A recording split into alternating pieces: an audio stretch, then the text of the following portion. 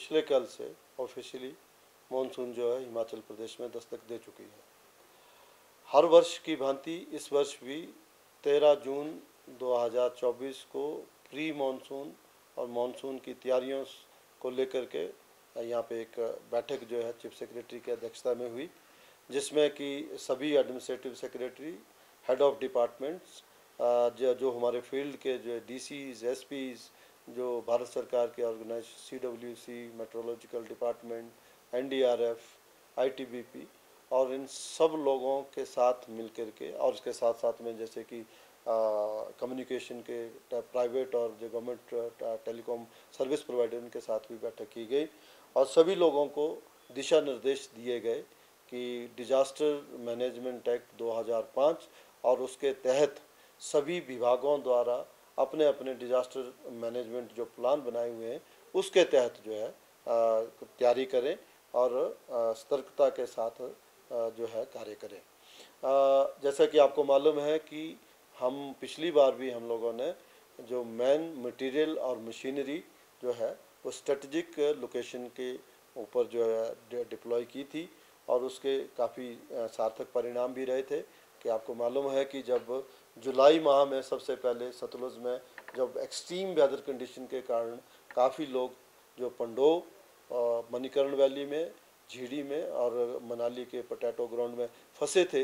हमारी डिप्लॉयमेंट के कारण उन फंसे हुए सभी व्यक्तियों को हम लोगों ने सकुशल जो है उनको रेस्क्यू किया था। हालांकि बरसात में बहुत जगह डेथ हुई थी, वो that is because of landslide या नाला क्रॉस कर रहे होते हैं या किसी गाड़ी में थे अचानक फ्लड आ गया, उसमें बहुत सारी जानें भी पिछली गई थी। इसी के तहत ये जो बैठक थी उसमें सभी लोगों को दिशा निर्देश दिए हैं कि जो 2023 में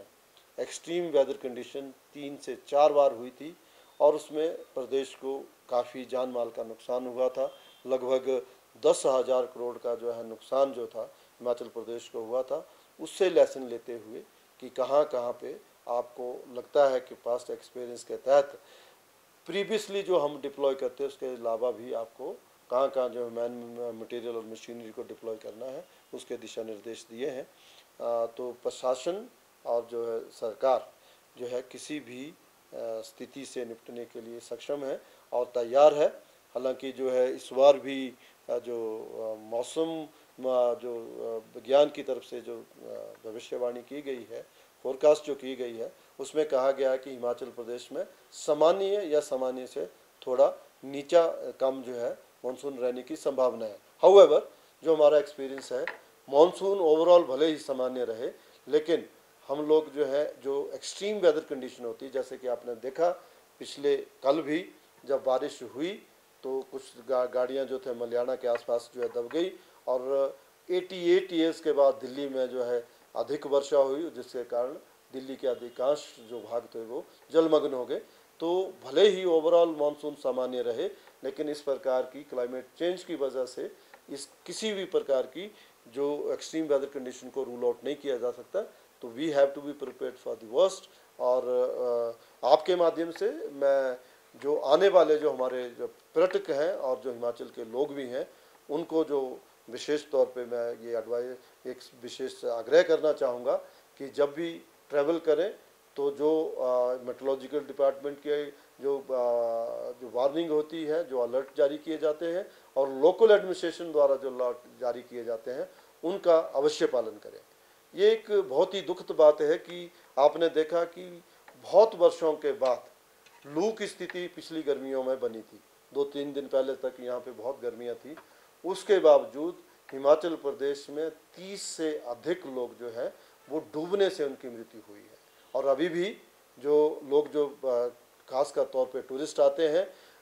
चेतावनी बोर्ड होने के बावजूद भी, लोकल एडवाइजरी होने के बावजूद भी नदी नालों में जाते हैं या नहाते हैं या सेल्फी लेते हुए जो है उनके इस प्रकार से हादसे होते हैं। तो मेरा उन सभी लोगों से आपके माध्यम से आग्रह है कि जो चेतावनी बोर्ड होते हैं या नदी नालों से अदरवाइज़ भी आप लोगों को थोड़ी उचित दूरी बना के रखनी चाहिए कि अगर डाउन स्ट्रीम है, चाहे ब्यास की बात ले लें, सतलुज की बात ले लें, किसी भी नदी नालों में हो सकता है कि जहाँ पे आप आनंद ले रहे हों, अटखेलियाँ कर रहे हों, वहाँ पे मौसम साफ हो, लेकिन अपर स्ट्रीम में कहीं भी बरसात में बारिश बरसात हो सकती है और फ्लैश फ्लड आ सकता है, तो इसमें इस तरह का दुर्घटना होने की संभावना होती है। तो यही मेरी तरफ से सभी लोगों से आग्रह है कि इन चीज़ों का विशेष ध्यान रखें। हमेशा ही एडमिनिस्ट्रेशन जो है